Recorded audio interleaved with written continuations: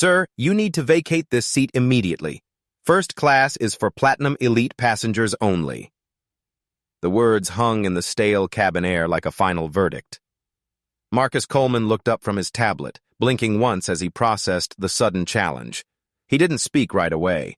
Instead, he straightened in seat 1A, brushing an invisible wrinkle from his lapel, his breathing steady. The lead flight attendant, Laura Hensley, stood over him with crossed arms.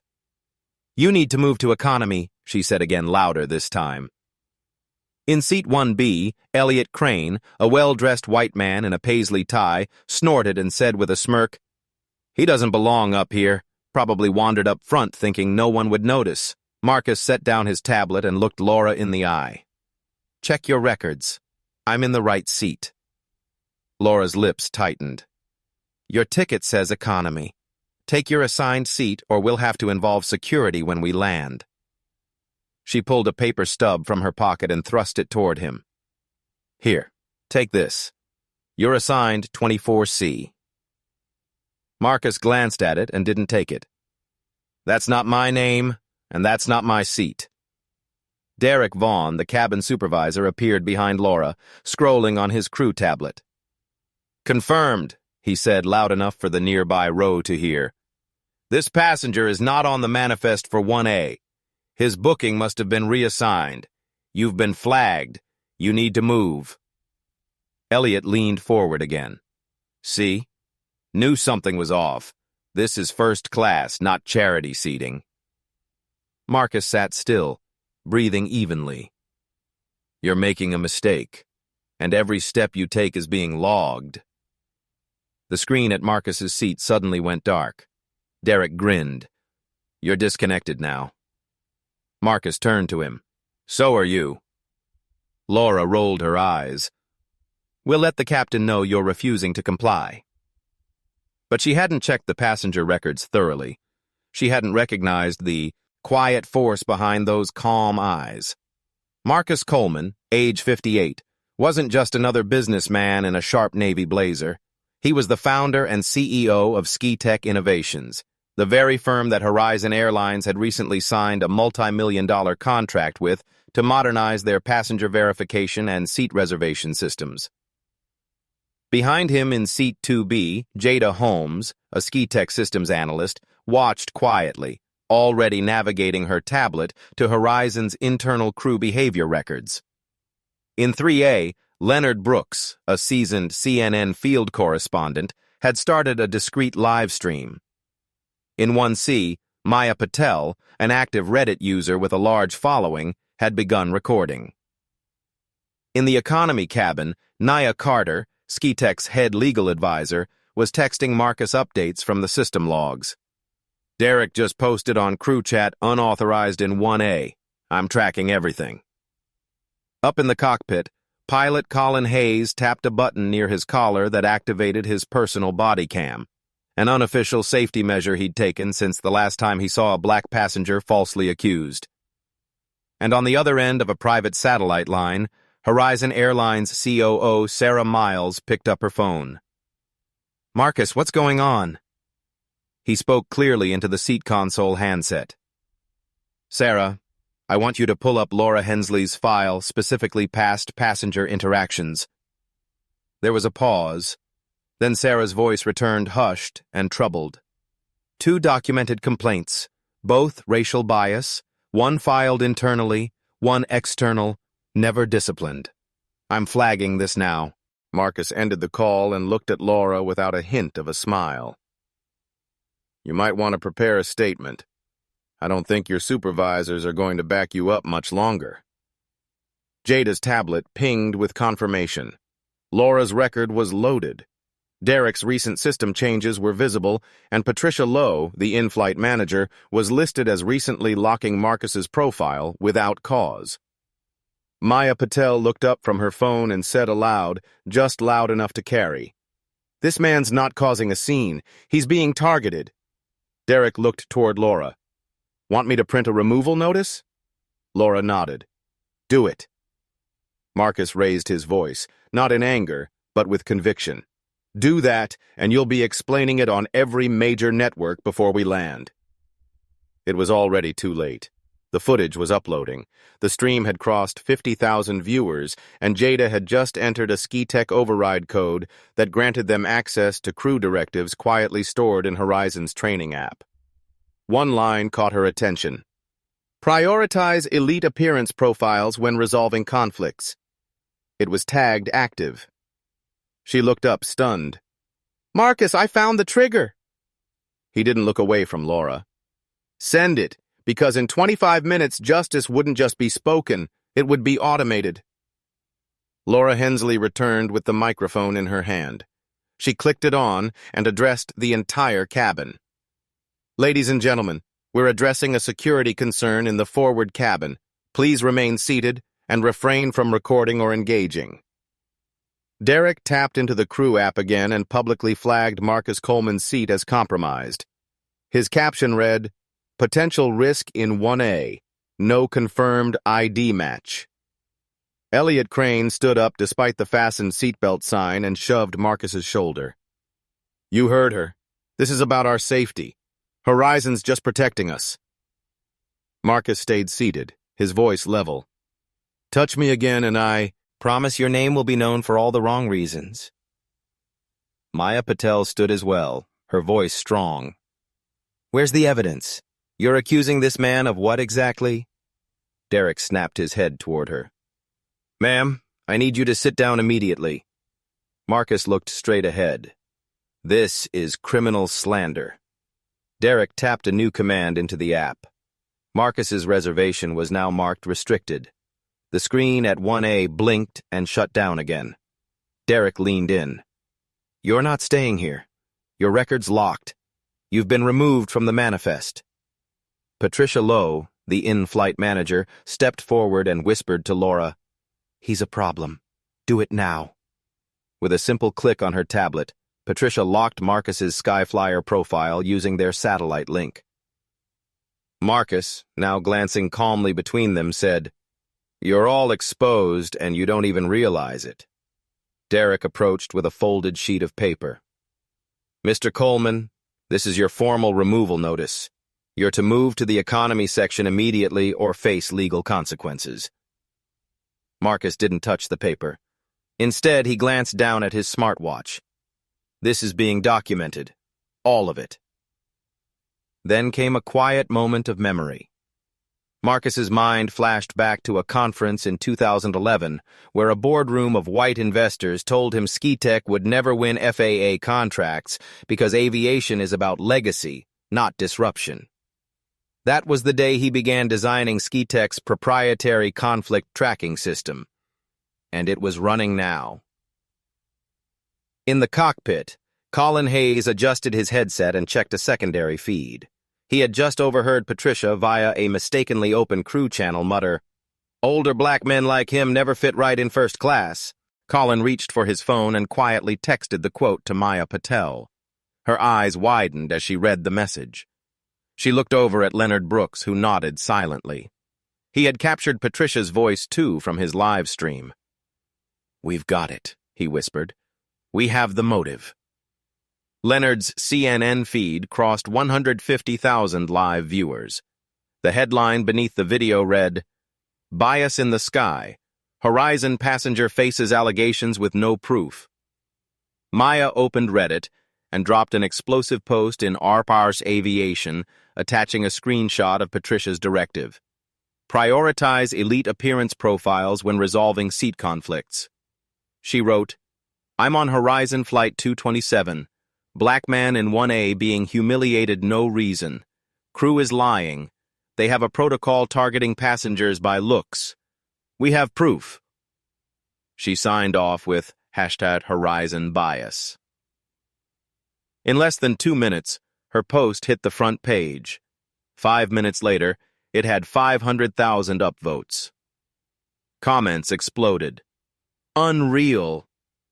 Sue them. Boycott Horizon.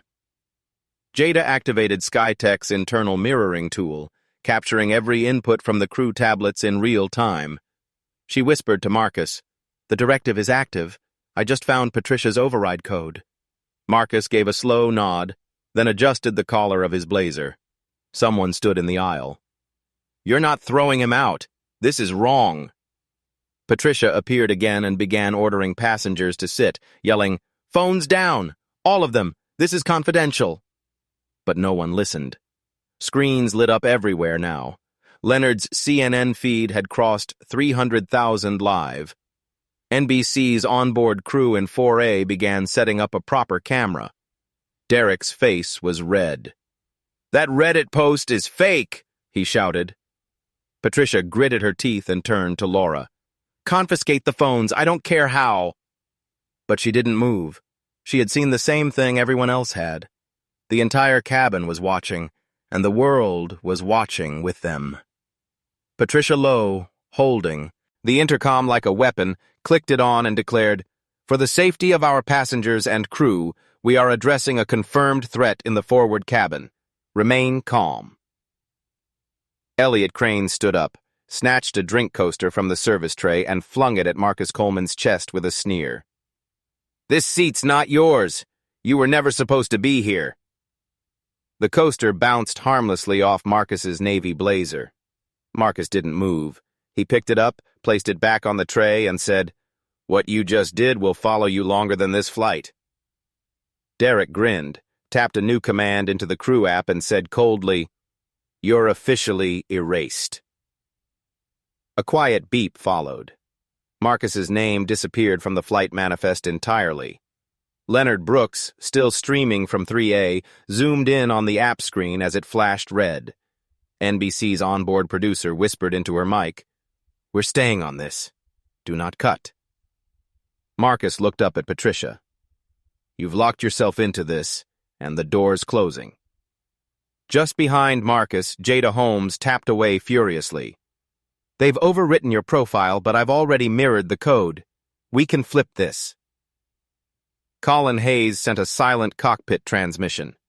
He had just recorded Patricia calling Marcus an image risk. Her words were already uploading to a secure drive. Elliot turned and shouted to the whole cabin, "How much longer are we going to let this guy play victim? This is first class. It's for people who built something, not for someone who stumbled in." Marcus blinked once. "You want to talk about building something? I've spent 30 years building what you're about to see fall apart." For a moment, time stilled. Marcus was back in a New York boardroom 12 years ago, surrounded by executives who dismissed him. "Aviation belongs to institutions," one had said. "You're not one of them." That same week, Ski Tech Innovations was born from his home office, funded on personal savings and a promise to his late father. Marcus had sworn then that no system would ever erase someone like him again. He reached down, pulled a slim Ski Tech USB from his briefcase, and handed it backward to Leonard Brooks without turning. "Get this to CNN. It's time." Derek lunged forward to intercept, but Leonard already had it in his grip. In seat 2B, Jada pulled out her own secondary device and began uploading from Ski Tech's secured satellite channel. "Backup's on the way. We're taking their filter algorithm public." Patricia caught on. "Stop them," she barked at Laura. "Shut this down now." But Laura didn't move. She'd seen enough. Nia Carter's phone pinged. "CNN online." The message read, "Uploading now." In 3A, Leonard opened the USB and launched the file. Horizon Internal Filtering Protocol, PDF. The document was horrifying. A coded algorithm that factored race, age, and attire into automatic seat validation checks. Tags like Profile Mismatch Risk, Appearance Level 2, Recommend Reassignment. Within 2 minutes, the file hit CNN.com under the headline, "Exclusive. Horizon's internal system penalizes passengers based on appearance." On screen, the anchor's voice cracked. "This just in. CNN has obtained verified documents showing Horizon Airlines uses an internal algorithm to suppress seating rights for certain passengers. We're learning more about a man currently on board who may have triggered this by simply sitting in his assigned seat." Comments flooded in. "This is outrageous. Systemic profiling on a plane." He warned them. Within 8 minutes, the page hit 10 million views. Jada piped the CNN stream directly into the cabin via the in-seat screens, overriding the previous flight info. One by one, passengers turned to see a CNN graphic labeled Horizon's Biased Algorithm. The breakdown. Patricia's face turned pale. Derek stood frozen. Elliot backed away toward 1C, muttering, "This can't be real." But it was. The numbers were real. The code was real. The system was exposed. NBC's camera turned its full attention to Marcus, who hadn't moved from his seat in 1A. He picked up his tablet, refreshed the feed, and saw the headline for himself. A quiet vibration buzzed on his wrist. It was Naya. Her message, "DOJ just opened an investigation. You're clear to proceed." He typed back, "Shut it down." Jada leaned forward. "You sure?" He nodded once. "Kill switch protocol." She tapped the icon on her dashboard. SkyTech console. Command ready. Leonard looked at Marcus. "You planned for this?" Marcus replied simply, "I planned for every version of this." The cabin was silent. Every screen showed the same image now. Horizon's algorithm exposed, streaming live on CNN. In 1C, Maya Patel posted the video feed to RT Aviation with the caption, "He warned them. They didn't listen." The post surged past 1 million upvotes within minutes. Patricia turned and hissed to Laura, "Tell the pilot to lock the system, block all external access." But in the cockpit, Colin Hayes had already overridden the order. "Too late," he said aloud to no one. "It's out." Marcus looked around the cabin, not to savor the moment, but to mark it.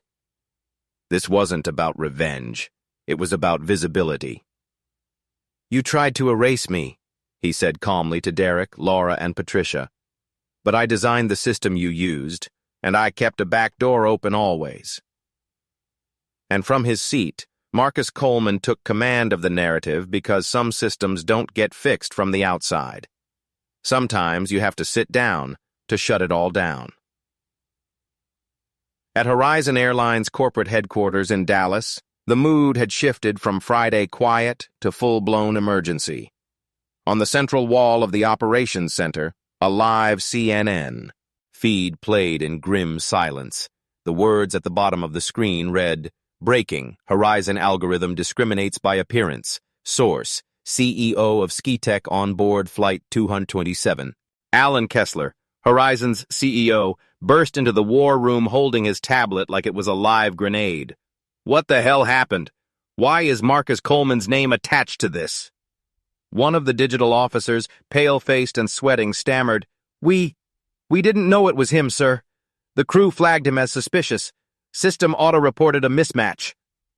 Alan slammed the tablet on the table.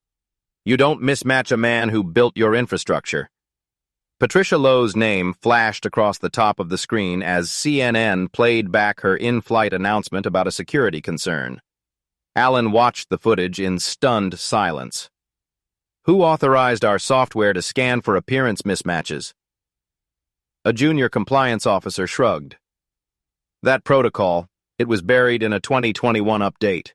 No one's claimed ownership since." In the corner, Horizon's media liaison whispered, "Hatat Horizon bias is trending above the Super Bowl. It just hit 20 million views." Alan rubbed his temple. "Shut down external feeds, lock social media, and someone get Patricia on the line now." But the line wasn't connecting because Patricia was still airborne, and she had no idea her career was about to hit the tarmac harder than the plane itself. Back on Flight 227, turbulence rocked the aircraft as passengers sat riveted by the drama unfolding on their in-seat screens. The cabin wasn't angry anymore. It was silent, still, watching Marcus Coleman with a kind of collective awe. He hadn't stood up. He hadn't raised his voice. Yet, From seat 1A, with nothing but his tablet and a team of unseen allies, he had exposed a national scandal and forced the world to listen. Laura Hensley, who had once towered over him with orders, now hovered near the galley, gripping a cabinet for balance. Derek Vaughan had stopped pretending to be in control. He stood frozen near the cockpit door, sweat dripping from his temple. In economy, passengers craned to air necks to glimpse the first-class cabin like it was the front row of history. "Is that him?" someone whispered. "That's the guy who brought it all down." Marcus didn't react. He was scanning server logs sent by Jada from 2B. Every keystroke Patricia made, every override Derek tapped, every racist comment captured on cockpit surveillance. It was all there, compiled, tied up, ready. And then his phone buzzed. Nia Carter's message flashed. "Alan just tried to blame Patricia. She blamed Derek. They're all panicking. You're green lit." Marcus responded with 2 words: "Do it." Jada took a steady breath and tapped a new command. "SkiTech Global Override. Execute System Freeze." At that moment, Horizon's live ticketing software, used in over 70 airports and linked to more than 200 international travel partners, began to slow, then fail. Customers attempting to book flights were met with frozen screens, error messages, and blank loadouts.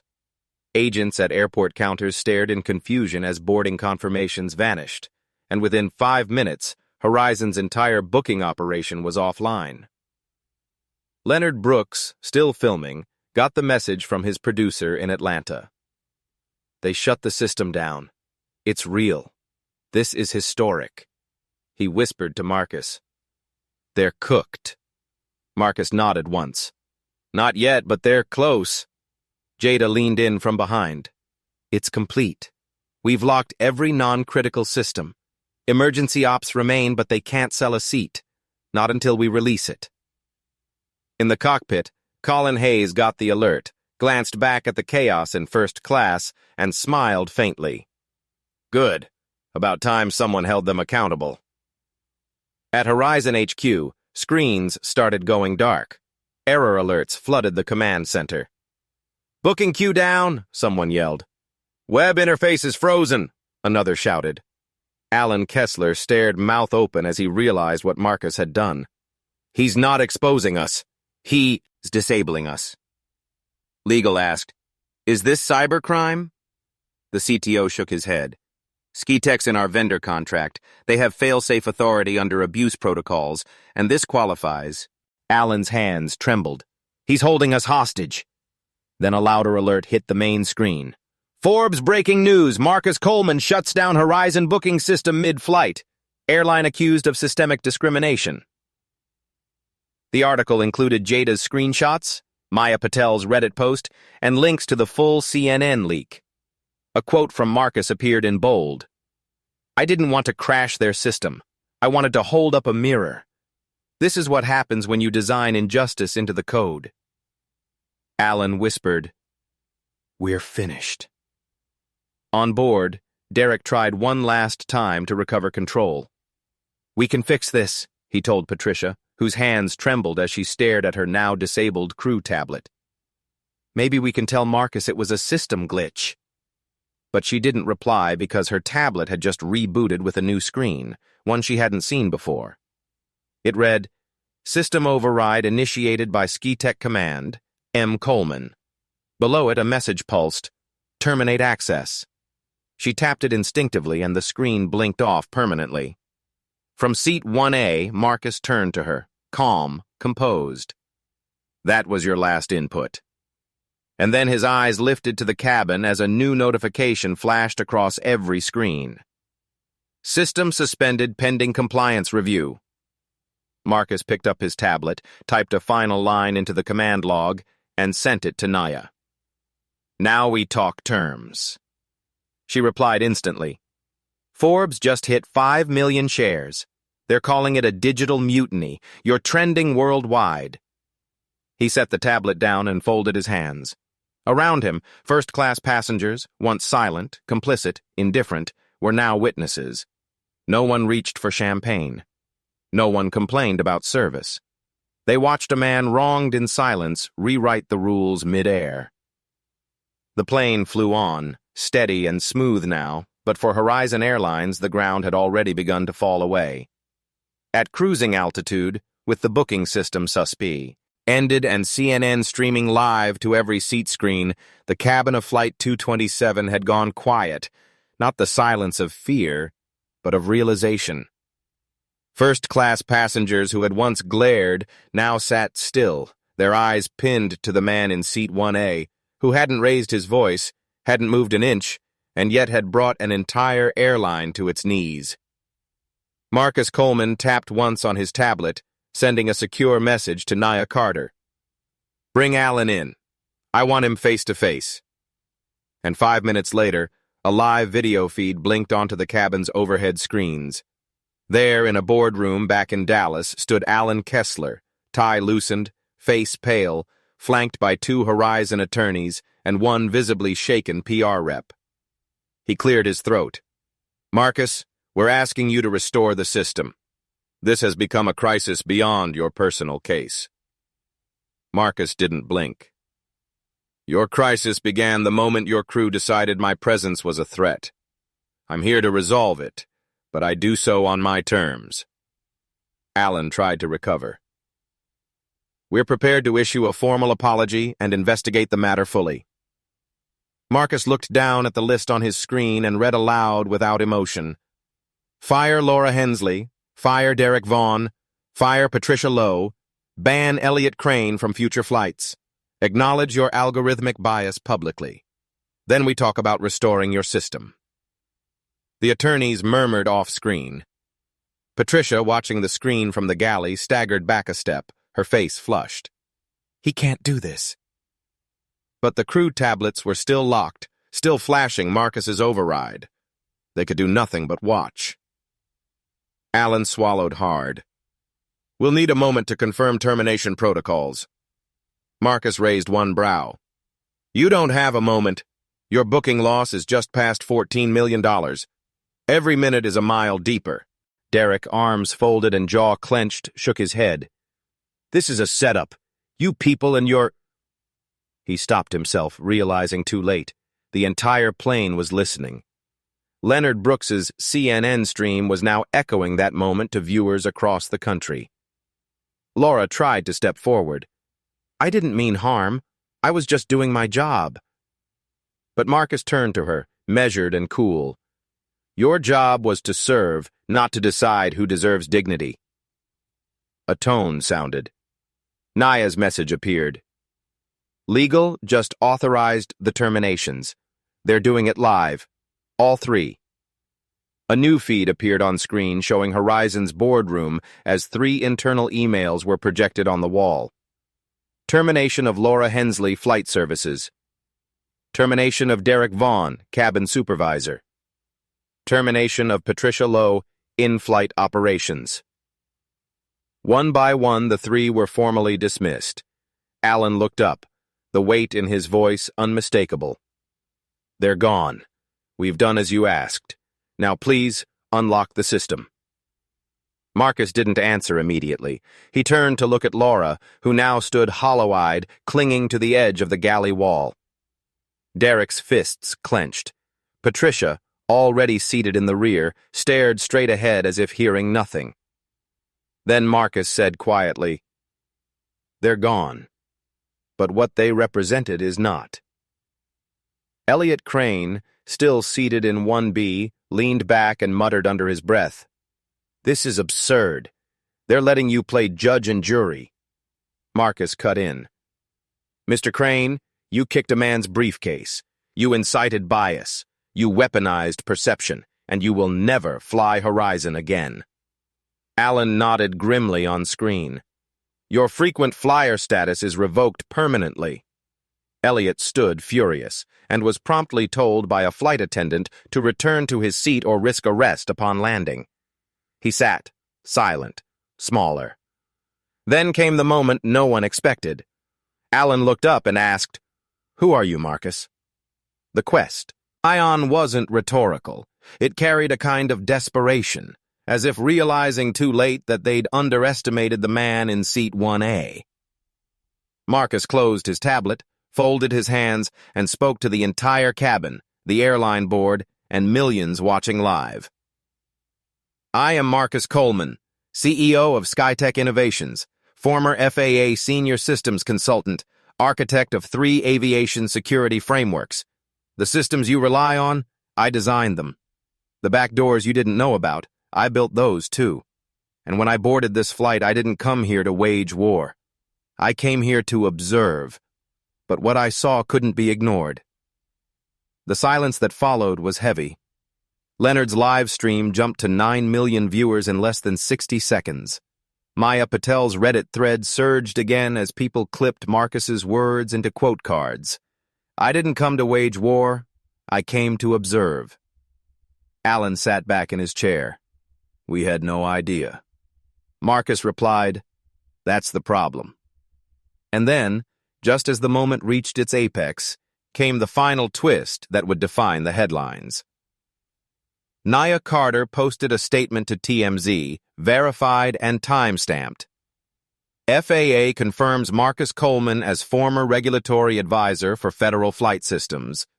SkyTech Innovations currently holds over 60% of market share in aviation algorithm licensing.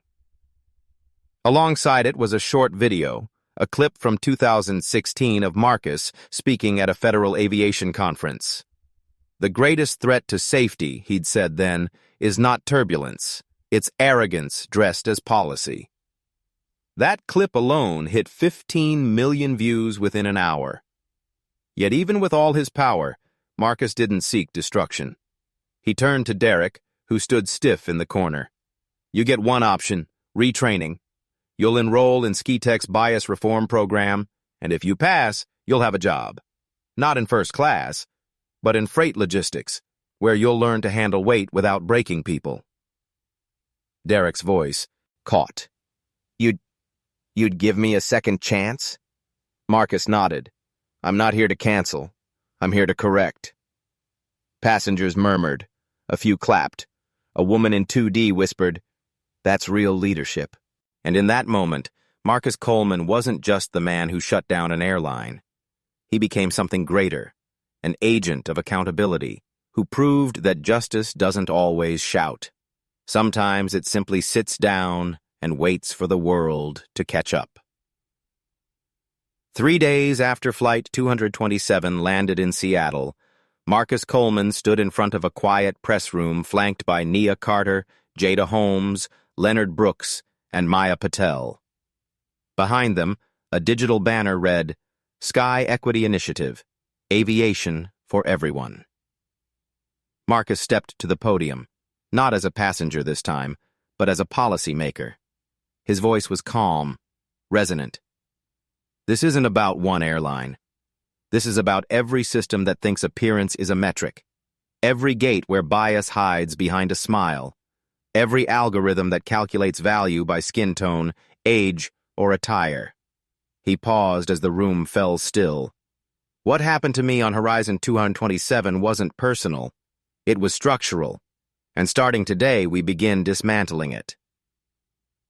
With that, Marcus unveiled Sky Equity, a sweeping reform mandate adopted by Horizon and 5 major U.S. airlines within 48 hours. It included mandatory anti-bias training for all crew, real-time behavior auditing via SkyTech sensors, and the elimination of all visual risk score algorithms. More significantly, it required airlines to make internal crew behavior logs and seat reassignment decisions available to DOT auditors and independent journalists within 30 days of each flight.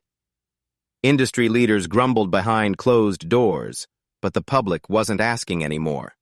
They were demanding. Reddit lit up with support. Retired pilots wrote op-eds calling Sky Equity the course correction aviation desperately needed. But beneath the applause and headlines, something darker was brewing. Jada, reviewing log data from the system shutdown, noticed a pattern. Dozens of third-party access requests pinged Horizon servers seconds before Marcus's override. She traced the source to a contractor with no known affiliation with Skytech. Curious, she dug deeper. What she found blew the story wide open. Horizon hadn't just profiled passengers based on appearance, they had been selling those profiles. Every biometric trigger, every flagged risk seat, every complaint filed and suppressed, all of it was being bundled into behavioral data packages and quietly sold to private firms, insurance companies, travel brokers, and even political research groups. When Jada showed the files to Marcus, he didn't speak for a full minute. Then he said, "We don't just have a bias problem, we have a privacy crisis." Nia verified the leak, and Leonard ran the story on CNN's special report under the title, "Flight Risk: The Hidden Economy of Passenger Profiling." The public outrage was immediate and seismic. Within 72 hours, Horizon stock fell 62%. Congressional leaders called emergency hearings. The Department of Transportation, under mounting pressure, fast-tracked a bipartisan bill, the Passenger Fairness and Data Protection Act, that made it illegal for airlines to collect, analyze, or share passenger identity data without explicit consent and third-party oversight. Airlines scrambled to adjust. Horizon's competitors quietly reached out to Skytech, asking to license Sky Equity tools before their own skeletons hit the light. But Marcus refused exclusive contracts. "Reform," he said in a joint statement with Maya and Jada, "is not for sale." While the aviation world tried to catch up, Marcus stayed grounded, literally and figuratively. He visited a flight academy in Atlanta, talking to young black pilots who had watched his story unfold like a movie, but felt its truth like scripture. He told them, "You're not guests in this industry. You're architects. Start designing like it." He didn't mention Patricia Lowe or Derek Vaughn again, not in public. But word spread that Derek, now in retraining, had been assigned to Skytech's logistics division in Chicago. His first assignment, an internal audit on crew treatment patterns. A small, quiet penance, but one that mattered. The system had cracked. The code had been rewritten, and Marcus had done it without yelling, without rage, without ever standing up from his seat. Not because he couldn't, but because power sometimes speaks loudest when it doesn't move at all. 2 months after the storm that grounded Horizon Airlines' digital empire, the dust had settled, but the memory had not. Patricia Lowe's name had quietly disappeared from the industry, her LinkedIn profile deactivated, her pension under review. Last anyone saw, she was working at a private charter company in Reno, filing invoices under a new department titled Operations Support. Laura Hensley had taken a job at a hotel in Oklahoma City, folding towels behind closed doors. Guests never saw her. Her silence had grown louder than any broadcast. As for Elliot Crane, his name had been removed from every Horizon database. The company released a vague statement citing customer conduct violations, but the real sentence came from the court of public perception. His corporate speaking invitations dried up. His board memberships quietly ended. A once proud executive reduced to an online footnote beneath Reddit threads and grainy TMZ clips. None of them apologized publicly. None had to. The world had already seen them in action. But justice wasn't the full measure of the moment because Marcus Coleman didn't believe in ruin for its own sake. He believed in accountability with a door still open if someone chose to walk through it. And one person did. Derek Vaughn, assigned to Skytech's logistics office in Chicago. Derek showed up on time, took notes during retraining, and never once asked for special treatment. He sat in the back, studied hard, and when asked why, he gave the same answer every time. Because someone gave me another shot. One Friday morning, Marcus visited the site unannounced. He stood in the break room quietly as Derek wrapped up a workshop on conflict resolution. The room clapped. Derek turned and froze. Marcus stepped forward, extended his hand, and said only, "Earn it." Derek gripped his hand without a word, and something passed between them. Not absolution, not eraser, but the hard beginning of something better. And that was the lesson Marcus chose to leave behind. Because this wasn't just a story about a flight gone wrong. It was about what comes after, what you build once you've shut something broken down. And Marcus built something lasting. Sky Equity, once a reactive initiative, became a movement. By the end of the year, 4 more airlines adopted its platform. One introduced anonymous bias assessments from passengers. Another banned onboard seat reassignments without video verification. College aviation programs began teaching Sky Equity principles in first-year courses. Maya Patel led a coalition of passengers-turned-advocates pushing for equitable design in travel. Jada Holmes joined the FAA Oversight Board. Leonard Brooks's documentary, Seat 1A, The Flight That Changed the Skies, won a Peabody Award. And Marcus? He returned to work quietly, without press, without tours. But one final twist remained, one the world wouldn't see until Christmas Day. That morning, passengers flying. If you enjoyed this video, make sure to like, share, and subscribe to our channel for more amazing content.